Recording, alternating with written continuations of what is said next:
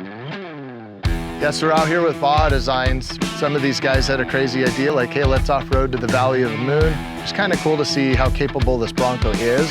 We have a stock one with us as well, and we outfitted out this brand new Bronco with the lights we're kind of used to running, along with a couple new ones.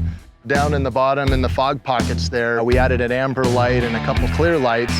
And then we have the linkable system here, which runs the XL lights. And what I really like about that is they run the moto housing, so they're actually narrower. They're not as deep.